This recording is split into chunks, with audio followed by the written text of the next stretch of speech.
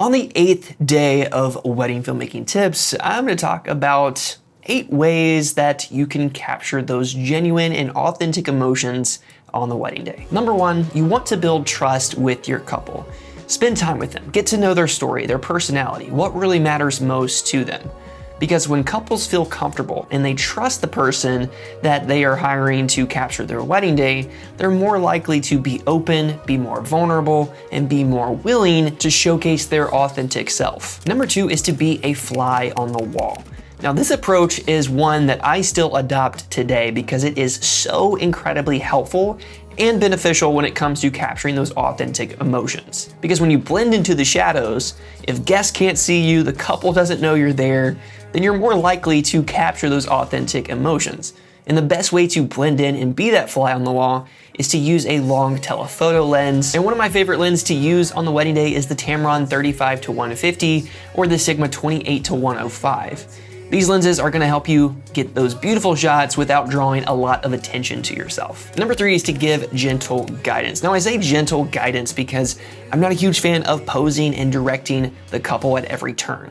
So let's take the portraits, for example. If the photographer sets them up, I might just ask the photographer, hey, let's just kind of let them interact with each other, do their thing for at least 30 seconds. And then you can set them up in another pose if you need to.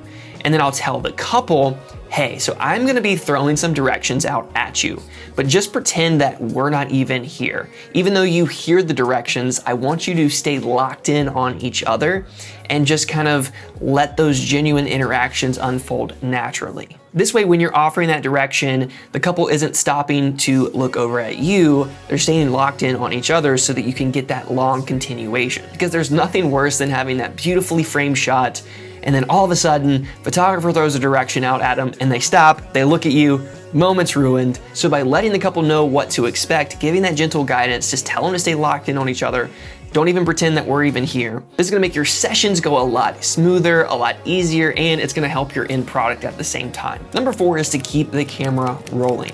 Usually the best shots, the most genuine and authentic moments on the wedding day that you capture happens in those in-between moments. When the photographer's already gotten their shot, you think the moment's over, but then that's when something spontaneous happens. So keep that camera rolling even if you think the moment's over, because that's where you can catch some actual gold. Number 5 is the magic is in reactions. I'll be honest, in the beginning, it can be really hard to separate yourself from all the attention on the bride and groom because you think, well, this day's about them. Yes, it is, but it's also about everyone else that's participating.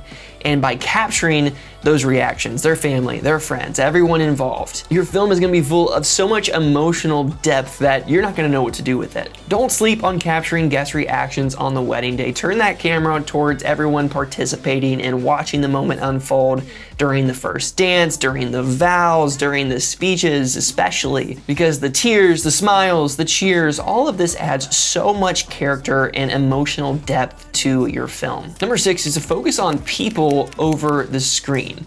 Basically, focus on what's happening in front of you versus what's happening inside your camera. This is gonna help you anticipate and catch a moment that you would have missed traditionally if you were only locked in on your camera screen. And it can also help you determine the next shot you need to capture. Number 7 is to be patient. Now, this is specifically useful during the reception part of the wedding day.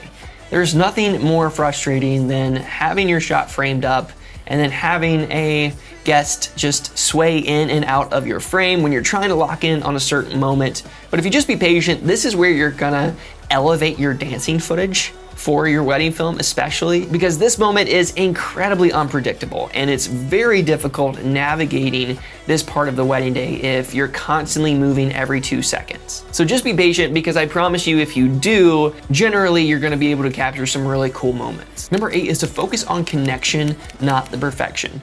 You want to prioritize those emotional, genuine interactions on the wedding day versus trying to be technically perfect. Because a slightly imperfect shot filled with a ton of raw emotion is so much more powerful than a perfectly composed but lifeless shot. And by practicing these techniques, you'll be able to create wedding films that feel real, heartfelt, deeply personal that resonate with your couples and their families for years to come. Thanks so much for watching. I hope you're enjoying this series so far. If you are, it would mean so much if you consider liking and subscribing. Drop a comment below. I'd love to hear from you. And until next time, keep creating and telling beautiful stories. Peace.